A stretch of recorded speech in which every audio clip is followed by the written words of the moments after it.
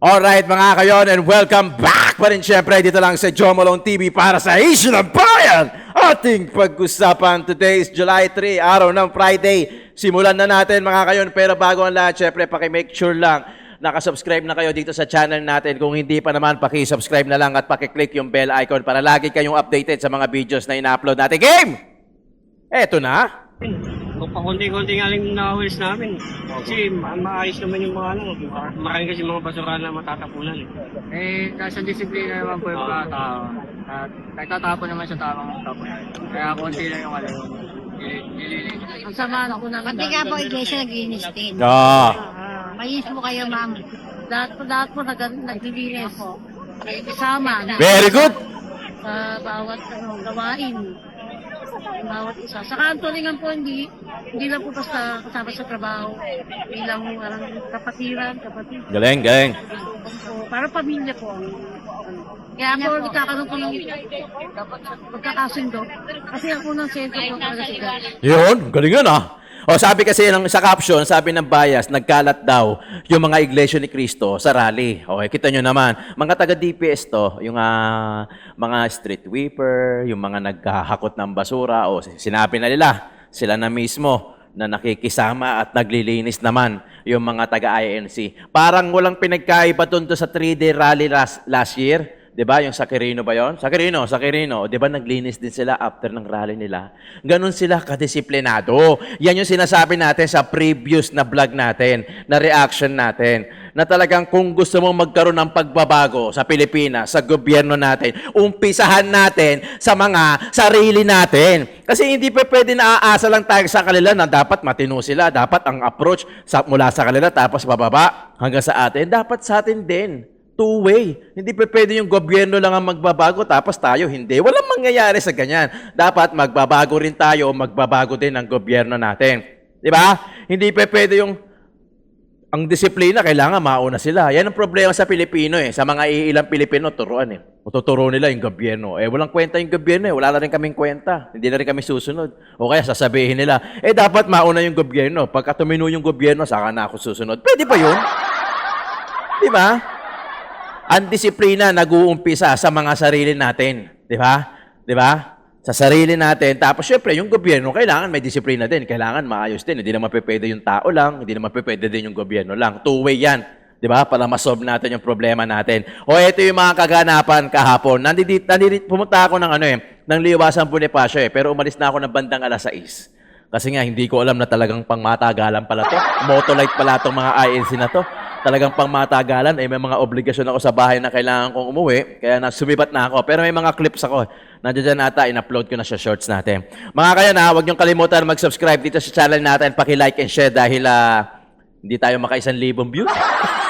Pero okay lang, hayaan na natin. Sige. O ito, umpisaan natin. Kami pong lahat sa minority ay iniisa-isa na. Patay. Hindi malayo yan. Kaninang umaga, pagbukas ko ng aking social media, nakalagay doon, kakasuhan na raw ako. Sabi nila, pinatakas ko daw si Bato. Ano yung kakaso nyo sa akin? Obstruction of justice daw. Napanood nyo ba yung CCTV? Mukha bang tumakas si Bato? Pambira, naglalakad kami, sumakay kami ng kotse, lumabas kami, libo ang pulis, walang humuli sa amin. Anong takas yun?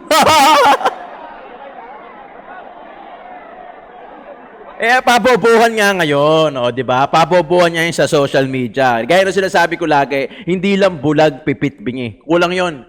Sama mo na din yung bulag, pipit, bingi at tanga, bobo. Yan. Di ba? Ang tawag doon, lokohan! Iniisa-isa na po kami. Hindi po magtatagal, masushoot na naman ako. Ang katanungan na lang ngayon, kung ako bo'y isushoot dito, o ipadadala ako sa Hague. Kasi yung kaso ko, obstruction of justice, na ang warrant of arrest galing sa ICC dayuhan. Wala naman akong obstruction of justice dito.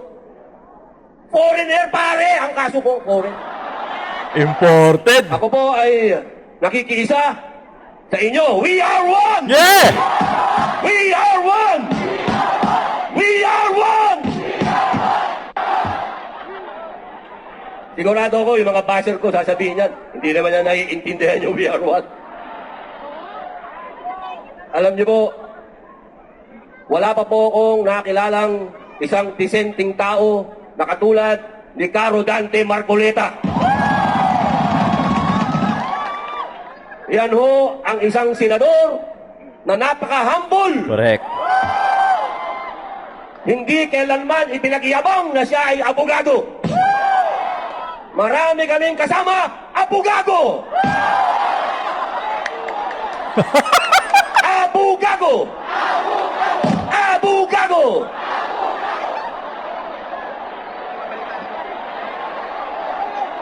Alam nyo, Assalamualaikum, sister. Si Caro Dante kapag nagpapaliwanag ng batas, naiintindihan ng lahat. Kaya pinipilit siyang pigilan. Papayag ba tayong pigilan si Caro Dante? Kami pong lahat sa minority ay iniisa-isa na. Kaninang umaga, pagbukas ko ng aking social media, nakalagay doon, kakasuhan na raw ako. Sabi nila, pinatakas ko daw si Bato. Naniniwala ba kayong ito, tapos ang warrant of arrest galing dayuhan? Pambihira. Akala ko ba malaya tayo? May warrant daw sa ICC. Sabi nila, pero yung Pangulo natin, iniimbita si Putin sa Pilipinas. Eh may warrant of arrest si Putin. Ano, pwede na lang ikaso kay Presidente? Di ba ang gulo? Ang gulo nyo! Anong ibig na lang sabihin? Pag dumating dito si Vladimir Putin, isusurrender nyo rin? Oh! Yun ang Robin. Yan ang tunay na Robin Pilipino lang Padilla. ang kaya nyong isurrender! Ano yung kakaso nyo sa akin? Obstruction of justice daw. Napanood nyo ba yung CCTV? Mukha bang tumakas si Bato? Pambira, naglalakad kami, sumakay kami ng kotse, lumabas kami, libo ang pulis, walang humuli sa amin. Paano takas yun?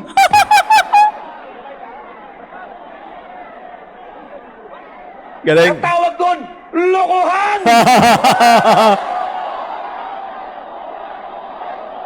Lokohan! Lokohan!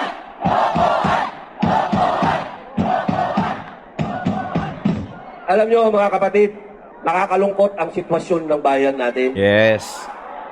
Kaya ang buong sambayanang Pilipino ay nagpapasalamat sa Iglesia ni Cristo sapagkat hindi kayo nakakalimot sa pagmamahal nyo sa bayan. Patuloy ang pangkikising ninyo. Marami sa ating kababayan, hindi ko alam, sila'y kising. Sila naman ay hirap din. Hindi ko alam kung bakit hindi sila nagrereklamo. Nabigyan ba ng maleta? Ang dami nating mga politiko na dati ay matatabang. Matatabang sila. Pero nakalimutan nila to. Nasaan na to? Nasaan? Ah!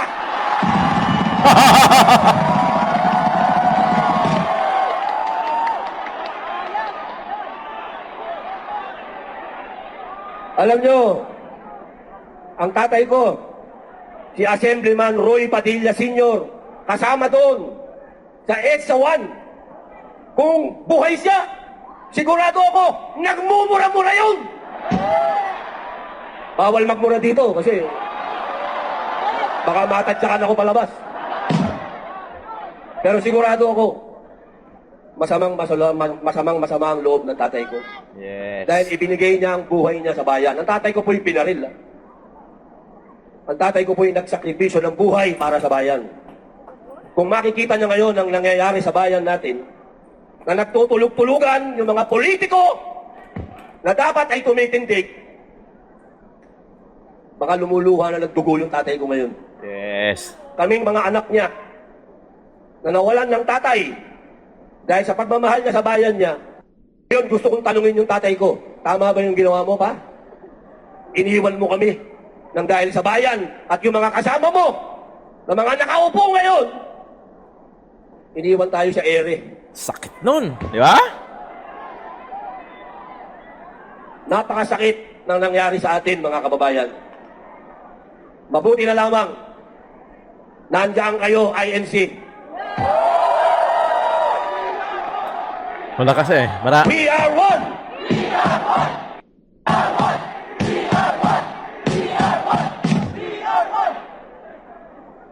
May isang punto na lang. Kasi alam ko, tapos na tayo eh. Buti nakahabol ako. Ito, pakiusap po. Hindi sa inyo, dahil alam ko, hindi nyo kami iiwan eh. Gagamitin ko na lang itong oras na to para makiusap sa mga kababayan nating hindi naman. Pero, nagtutulog-tulugan. Iniisa-isa na po kami. Hindi po magtatagal, masushoot na naman ako. Ang katanungan na lang ngayon, kung ako bo'y isushoot dito o ipadadala ako sa Hague. Kasi yung kaso ko, obstruction of justice, na ang warrant of arrest galing sa ICC eh. Dayuhan. Wala naman akong obstruction of justice dito. Foreigner pare, ang kaso ko, foreign.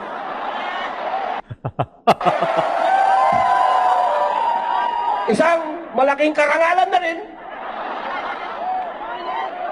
At least, di ba? Nandito tayo sa liwasang pulis. Tuhan!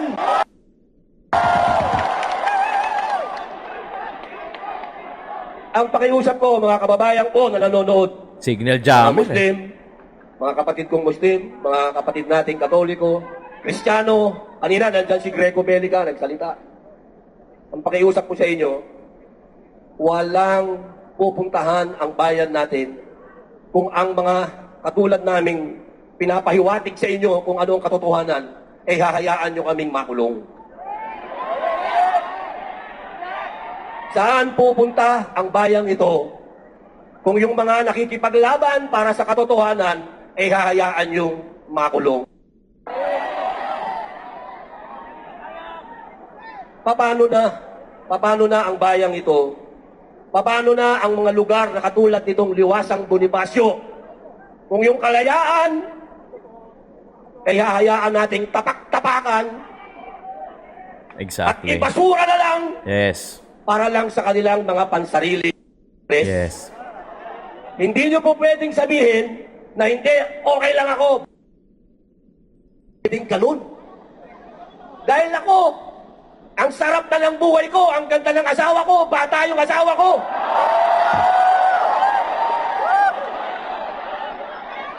Pwede naman ako mag-artista, ang daming leading lady. Pero nagtitiis ako para sa inyo. Pero may point may point. Kaya sana mga kababayan ko, Correct. huwag tayong maging Tama. makasarili. Yes. Tingnan natin kung that's the ano key ang word. ginagawa ng Iglesia ni Cristo. Isang tabi nyo yung religion kasi. Yes. We are one! Yes. We are one! We are one! At tingnan ninyo yung mga muka ng mga namumuno sa inyo. Yung mga namumuno sa inyo, ano ba yung kanilang motibo at interes? Kapag pansariling interes, iwan nyo yan! Ang laki na ho ng utang natin. Ang sabi nila, kanina nakikinig ako, ang sinasabi lang ng ating kapatid, buwis lang, buwis. Ang binabayad yung buwis, ang binabayad kong buwis. Totoo yun. Napupunta sa wala. Pero mas nakakainsulto dahil yung inuutang natin na dapat mapunta sa pag-unlad natin, nauuwi rin sa Ang bawat Pilipino, tandaan ninyo, may utang. Pati magiging apo ninyo. Yes. May utang. Papayag ba kayo na ganyan na lang ang buhay ninyo? Yung mga nagsasabing sila daw ay makabayan. Huwag kayong magmumura, bawal yan. Makabayan daw sila. Pero bakit meron silang tinatawag na exit plan? Yan ang tanungin ninyo sa bawat isa, mga mahal kong kababayang Pilipino. Ikaw, may exit plan ka ba? Bakit yung mga namumuno sa atin may exit plan? Yeah. Saldi ko. Ibig sabihin, wala silang plano para sa atin. Yes. Yan ang ilagay ninyo sa isip ninyo. Hindi yung nakarinig lang kayo ng magaling mag-English dyan, believe na kayo. Tapos na ang panahon ng spoken in dollar. Tapos na. Panahon na ngayon para magkaintindihan tayo, mga kapatid. Yun! Totoo. Okay, game. Paliwanag natin. Yung religion na sinasabi ni Senator Robin Padilla, gawa kasi ng demonyo yan eh. Alam mo, ang goal ng demonyo, ang goal ni Satan, is to divide. To divide. Kaya nagkaroon ng religion is to divide. Katoliko, Kristiyano, Muslim, dinivide niya lahat yan. Ngayon, ano ang ginagamit niya sa bawat relasyon? Pamilya, magkakaibigan. Anong ginagamit niyang, ang goal pa rin niya to divide. Anong ginagamit niyang tool? Pera. Di ba? Nag-aawa yung mag-asawa dahil sa pera. Nag-asawa yung magkaibigan dahil sa pera. Iisa lang yun sa mga tool. Favorite ng devil, favorite ng Satan, favorite ng demonyo yung social media. Yan ang playing ground niya. Kasi dyan, kaya niyang gawin masama ang mabuti. Yung mabuti, kayang gawin masama at ginagamit, pinipid niya yung mga utak natin. Tama naman yung sinabi ni Senator Robin Padilla. Kasi, to be honest nagiging makasarili kasi tayo eh. Pag hindi tayo involved, wala tayong pake. Totoo, di ba? Pero pagka involved tayo, number 1 tayo nagmumura, ilalagay pa natin sa kamay natin yung batas natin. Yung batas na dapat hindi sa atin. Hindi dapat tayo nga nag-i-implement. Di ba? Pagka hindi tayo involved dun sa baha, hindi naman tayo binaha, maayos ang buhay natin. Meron tayong pagkain kahit magpandemya, wala na tayong pakialam sa iba. Hindi ko nilalahat Pero usually ganon, 'di ba? Yun yung sinasabi ni di ba? Na wag tayong maging makasarili, panahon na. 'Di ba? Kung yung mga yan, may mga politiko, may exit plan, isa lang ibig sabihin, wala yang pakialam sa atin. Gaya ng sinasabi ko sa previous vlog ko. Ang politiko o ang tao, kapag ka may takot sa Diyos, iisipin at mayroon din takot din yan sa tao. Pero ang tao o ang politiko walang takot sa Diyos, puta, wag na tayong umasa. Ano yan? Demonyo yan sa harapan natin. Wala nang takot sa taas Di ba? Kaya demonyo na yan sa atin. Di naman yung sinasabi ni Senator Robin Padilla, lahat-lahat sila kinakasuhan na sa minority. Kaya nga, ako nagpapasalamat ako sa ANC kasi iba yung suporta, disiplina ninyo. Bakit yung iba walang ginagawa? Yung ibang religion. Wag na. Wag na natin yan. Kasi nakakatampo lang. I was once a Roman Catholic. Alam ko yung joyful mystery. Alam ko yung mga sorrowful mystery. Nagkikinig ako sa Mellow Touch 5:00 ng madaling araw kasi nagro-rosaryo sila doon, if you still remember. Galing ako nung elementary sa Catholic school. Di ba? Pero nung lumalaki ako, the moment na pagka ang homily ni Father about sa politics, nagsasalita siya, umaalis na ako. Hindi dahil sa wala silang karapatan magsalita about sa politics. Pero ako naniniwala ako na ang goal ng mga pare, di ba nga, anong gospel?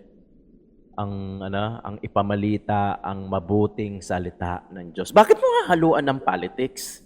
Di ba? Kaya pagka ang homily may politics, sumisibat na ako, umalis na ako. Kasi hindi yun ang gusto kong marinig sa inyo. Di ba? Kaya yun, nag-Christian na lang ako. Again hindi to about sa religion. Hindi to about sa religion. Okay? Ayoko din gayahin na mag-divide tayo.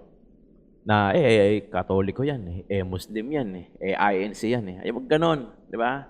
Iisa lang naman ng Diyos natin kahit iiba-iba tayo ng religion eh, di ba? Kaso ginawa lang talagang ng demonyo yung mga ganyan-ganyan may mga religion para ma-divide tayo. Kumbaga ninanarrow down tayo eh. Kasi hindi niya kaya pang kalahatan eh. Di ba? O i-divide niya to, hanggang sa pinaka-small unit yung mag-asawa, pamilya. Nag-aaway kasi walang pera. Puta, wala namang pera dati. Di ba? Nilikha ba ng Diyos ang pera? Hindi. Lahat ng resources na kailangan ng tao, nilikha niya. Pagkain, isda. Manok, manghuli ka lang, mangkatay ka lang, o kaya mangalaga ka. Gamot, lahat nasa halaman na, pero pinipili pa rin natin yung over-the-counter. Okay, ayun. Galing sa Hebrew, chapter 13, verse 5, which famously quotes God promising, I will never leave you nor forsake you. O, di ba? Hindi ginusto ng Diyos na pagtakwilan tayo. Lahat pinrovide niya. Sadyang tao na lang mismo yung naghanap. Di ba? Ayaw maghanap ng mga halaman para sa medicine. Di ba? Ang gusto nila, kumita. Ang bottom line, kasakiman eh. Di ba? Mas pinili din natin yung over-the-counter kasi mabilis. Hindi ka na magpapakulo. Di ba? Pero lahat pinrovide ng God. Lahat pinrovide. Anong gagawin lang natin?